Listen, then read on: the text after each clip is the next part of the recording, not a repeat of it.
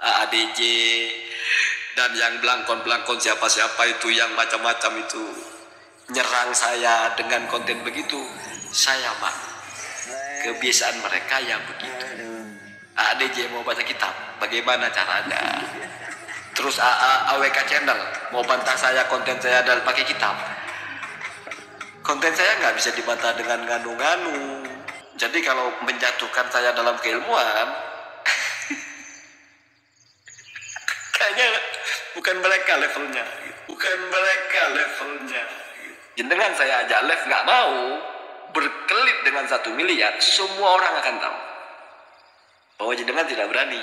Udah itu aja kan.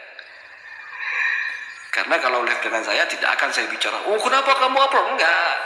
Saya tanya ente ini ngomong nasabatan. Mana dalilnya? Nganu. Jadi pasti langsung panas. Jazuli juga kalau berani naik ya. Keimat pun lah. Kalau mau ya. Tesis Kiai Imad, walaupun endingnya mereka pula jatuh pada framing-framing murahan seperti yang lainnya. Contohnya seperti Gusaini ini, bermodalkan kemampuan ilmu nahu dan sorof saja sudah merasa tidak akan ada yang berani melawannya. Mengatakan tesis rese. Paniklah Mas Afgan. Kebocoran terjadi di mana-mana. Rahasia bocor, cat bocor, nasab bocor, mukibin bocor. Mungkin 2024 ini adalah tahun kebocoran para kabib-kabib duriah palsu yang sudah hampir 2 abad lamanya. Kaum Habib imigran Yaman itu dipercaya sebagai keturunan Rasulullah Shallallahu Alaihi Wasallam. Wa makaru wa makarolohi, walahu horul makirin. Silakan merekayasa semampunya, tapi jangan lupa, rekayasa Allah jauh lebih dahsyat dari rekayasa siapapun. Peribahasa mengatakan sebaik-baik engkau menyimpan bangkai, akhirnya akan tercium juga. Seperti yang terjadi dalam polemik nasab Habib ini. Ada beberapa orang Gus atau Lora, bahkan katanya, seorang kiai yang berupaya menawarkan diri pada klan Habib Ba'alwi atas nama ilmu dan kaliman yang bisa merungkatkan tesis Kiai Imad. Mang Kiai Imad dianggap pawang nasab kali, bisa mengatur jalur nasab seenaknya sendiri. Dalam hal ilmu nasab, tidak dibutuhkan kealiman tingkat dewa, apalagi karomah Fakih Mokodam yang bisa miraj 70 kali sehari. Bicara nasab, ya bicara catatan, atau dari omon ke omon yang sambung menyambung. Gak ada catatan, ya sudah. Gak usah mutar-mutar kayak pitek apilapsi. Nah, bicara nasab zuriyah Rasulullah, tidak seperti bicara nasab mukibin. Sudahlah pokoknya kita bersaudara. Haha. Nampaknya memang pembahasan nasab Ba'alwi sudah finish dan selesai. Dan hasilnya bahwa kabib-kabib di Indonesia itu bukan keturunan Nabi, apalagi cucunya. Kesimpulan ini sudah disepakati oleh masyarakat, mulai dari lapisan paling bawah hingga intelektual. Semua sepakat dengan tesis Kiai Imad. Berikut juga kesimpulannya. Ada yang tidak sepakat tentunya.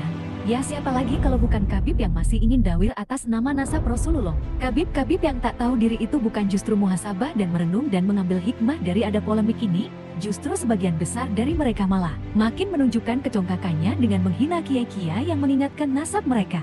Ada juga Jomos dan Antek Ba'alwi yang ikut tidak terima dengan tesis Kiai Imad dengan melakukan framing dan bulian yang jauh dari nilai ilmiah ya. Mereka lakukan itu karena sudah kehabisan cara untuk mematahkan tesis Kiai Imad. Tapi ya, wajarlah, karena mereka tidak punya kapasitas untuk itu. Ada juga beberapa Antek Ba'alwi yang sok nalib, berupaya keras menjajakan dirinya untuk melawan Kiai Imad. Caper pada kaum Habib itu, agar mereka dianggap punya kapasitas untuk melawan dan merungkatkan tesis Kiai Imad. Walaupun endingnya mereka pula jatuh pada framing-framing murahan seperti yang lainnya. Contohnya seperti Gusaini ini, bermodalkan kemampuan ilmu nahu dan sorof saja sudah merasa tidak akan ada yang berani melawannya.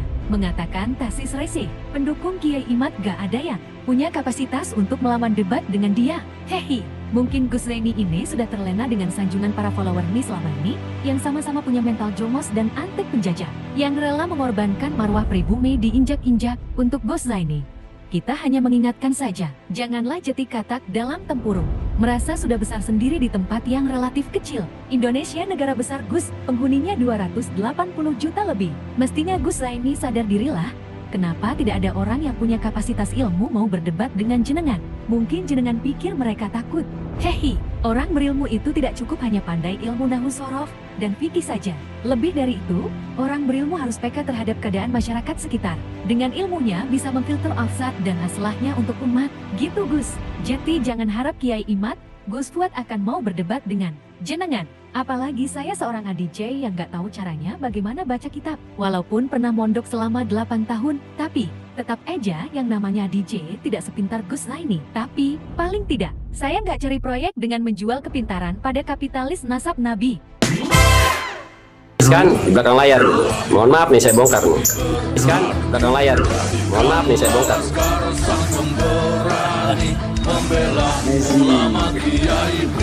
Silahkan kalian cek, ada berapa Habib Taufik Asegaf di Pasuruan. Kalau lebih ribet, tanya langsung ke Kiai Idrus Romli. Benar tidak ada seorang Habib yang bernama Habib Taufik Asegaf mau membangunkan pondok pesantren buat saya? Apa yang saya lakukan? Saya tetap menjadi Mahesa.